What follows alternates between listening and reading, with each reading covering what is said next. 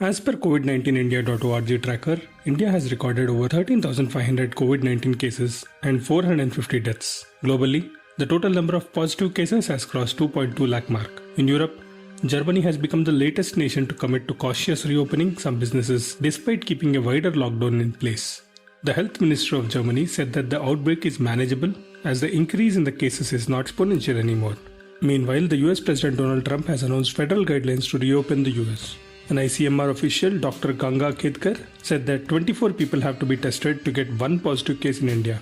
The government plans to increase testing to 80,000 per day by the end of month to tackle COVID-19.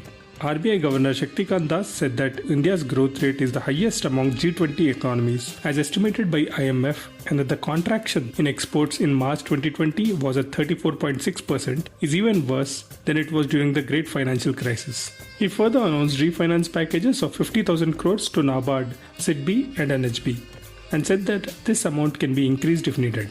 RBI has also introduced the reverse repo rate from 4% to 3.75% under liquidity adjustment facility. The reverse repo rate is a monetary policy instrument used to control the money supply and inflation in the economy. It is the interest rate at which RBI borrows money from banks for a short time. It helps the banks to earn interest by depositing excess funds with RBI. Cooperative societies are allowed to work. Water, electricity, television related activities are exempted from lockdown restrictions. India Post has transported more than 100 tons of medicines and medical equipment to hospitals and other institutions. In a move that reflects the severity of the crisis at hand, due to shortage of ventilators, the government has allowed import of second-hand or used ventilators. Delhi Deputy CM Manish Sisodia announced that no private school will be allowed to increase the fees during the lockdown.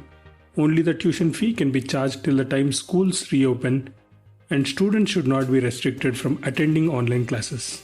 To financially help tribals during COVID-19 crisis, the center is planning to increase the minimum support price of minor forest produce by 16 to 30%. COVID-19 fact of the day: COVID-19 is an acronym that stands for Coronavirus Disease of 2019.